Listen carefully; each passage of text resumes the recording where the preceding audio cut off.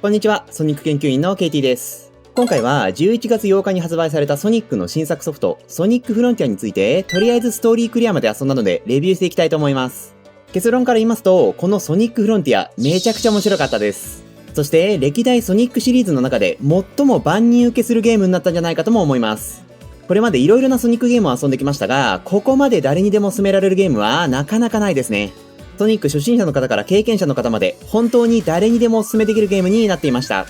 ただ一方で、今作はかなりチャレンジングな試みをした作品でもあるので、遊んでいて気になってしまった点も色々ありました。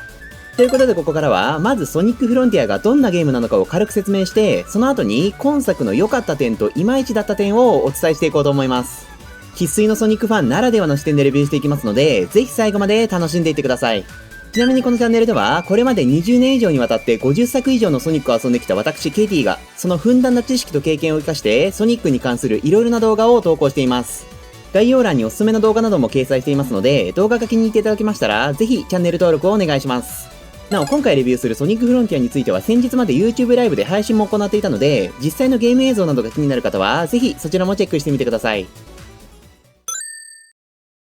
ソニックフロンティアとは一体どんなゲームなのか。今作は 3D ソニックシリーズの最新作で、古代人の秘密が眠るスターフォール諸島という島々を舞台に、囚われの身となってしまった仲間たちを救い出すために、ソニックが大冒険を繰り広げるという物語です。レースゲームや過去作のリメイクなどを除くと約5年ぶりに発売された完全新作で、まさにファン待望の新作といった感じですね。ですが今作はただの新作ではなくて、従来のソニックからの脱却を目指したゲームでもあるんです。ソニックシリーズは1991年からスタートし、それから約7年後、1998年に発売されたソニックアドベンチャーという作品で 2D から 3D への大変革を迎えます。この大変革は世界中の多くの人々に支持され、ソニックの人気も絶好調。皆さんの中にもこのソニックアドベンチャーや続編のソニックアドベンチャー2を遊んだという方は多いのではないでしょうか。しかしその後の20年は新作が出るたびに色々な新要素が追加されていったものの、ソニックアドベンチャーが作り上げたゲームスタイルを破ることができずにいました。ゲームの内容はだんだんマンネリ気味になっていき、それに伴ってソニックの人気も低迷。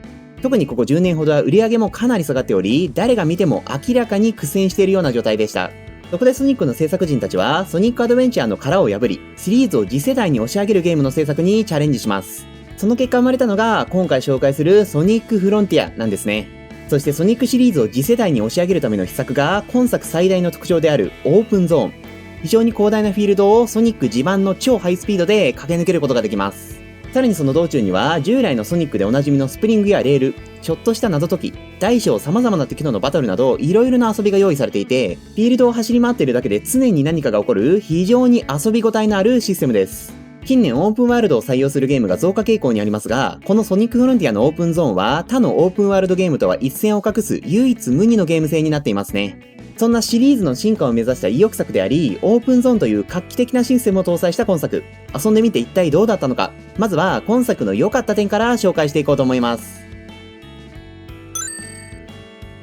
良かった点の一つ目は、オープンゾーンのゲーム性。今紹介したような広大なフィールドを縦横無尽に駆け抜ける爽快感は格別で最高に気持ちよかったです。従来のソニックのようなステージクリア型のゲームでも、他のオープンワールドゲームでも決して味わうことのできない、本当にこのソニックフロンティアでしか体験できない最高の爽快感、疾走感がありました。またフィールドの至るところにスプリングやレールといったソニックおなじみのギミックが用意されているので、ただ走っているだけじゃなくて、色々なアクションも楽しめます。こういったスプリングやレールの扱いはさすがソニックチームといった感じで、ただ走っている時以上の最高の爽快感を味わえるようになっていました。また随所に設置されている謎解き要素もいいアクセントになっていて、どれも難易度がそこまで高くないので、例えば走り疲れてしまった時や、ちょっと気分転換したい時などに気軽に遊べるいい塩梅になっています。そしてこのような謎解きを挟むことでまた島を走り回りたくなってくるので、もう走る、謎解き、走る、謎解きといった感じで永遠に島を駆け回ってしまいます。ストーリーそっちのけでいつまでも遊んでしまう非常に完成度の高いフィールドになっていますね。またこのオープンゾーンは非常に広いので、ちょっとやそっと操作ミスをした程度では何の支障もないというのが嬉しいところ。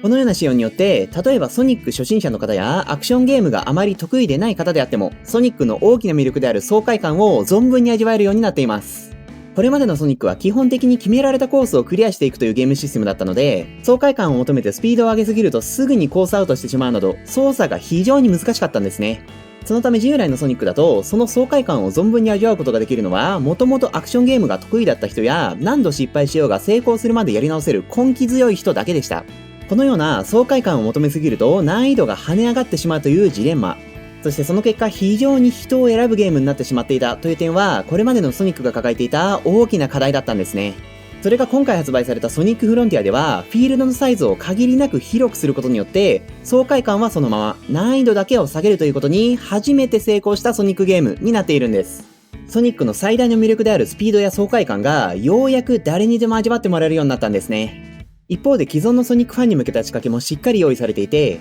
本作にはオープンゾーンの各地にあるポータルというギミックから、従来のソニックでおなじみのステージクリア型のコースにもチャレンジできるようになっています。このコースはゲーム中では電脳空間と呼ばれているんですけど、この電脳空間のクオリティも非常に高くて、従来のソニックのようなアクション性が高い遊びが体験できるのはもちろんのこと、基本的にどのステージにも複数のルートが用意されていたり、タイムアタック要素や収集アイテムなどもあるので、一つのステージを何度でも遊べるようになっています。さらにこの電脳空間にはファンを喜ばせる仕掛けがもう一つ用意されていて、いくつかの電脳空間ではステージ構成をよく見てみると、過去作の人気ステージのオマージュになっているんです。例えば見た目はグリーンヒルであっても、中身はソニックアドベンチャー2に出てきたあのステージみたいな感じで、わかる人にはわかる絶妙なさじ加減で過去作のステージが再現されているので、過去作を遊んだことがある人は、ここはどのステージのオマージュだろうということを考えながら攻略するのも非常に楽しいですよ。このようにオープンゾーンと電脳空間をうまく組み合わせることで、ソニック初心者の方から経験者の方まで非常に幅広い層にアプローチできるゲームになっている点が、本作の非常に素晴らしい点です。この動画の冒頭で今作は歴代ソニックシリーズの中で最も万人受けするゲームになっていると言いましたが、その理由はまさにこれで、ようやくソニックの爽快感を誰でも味わうことができるようになった歴史的なゲームになったんじゃないでしょうかね。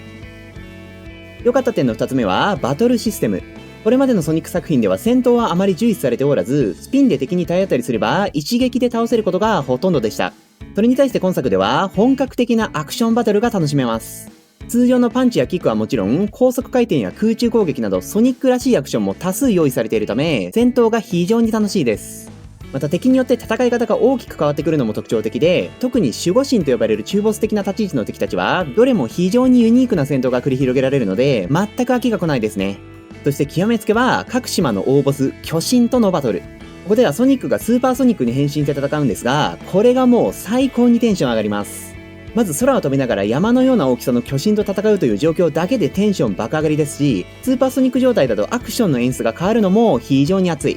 そして何より、ボス戦 BGM が神曲すぎる。激しいロック調の曲でボーカルまでついているので、もうテンション上がらないわけがないです。しかも戦う巨神ごとに違う曲が用意されているので、2回3回と巨神戦をこなしていっても、毎回必ずテンションマックスまで押し上げられます。正直、歴代のスーパーソニック戦の中で一番楽しかったですね。これもソニック初心者経験者問わず、誰でも楽しめる戦闘になっていると思います。ソニックにバトルのイメージはあまりなかったかもしれないんですけど、今作のバトルはどれも非常に楽しい上に、ソニックの世界観ともうまくはまった素晴らしいものでした。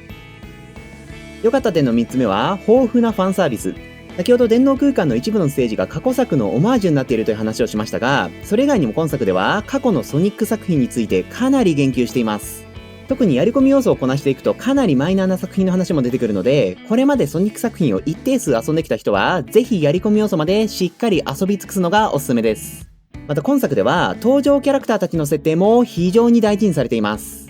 例えば各キャラクターの性格だったり、ソニックとの関係性がすごく正確に、かつ丁寧に描かれているんですね。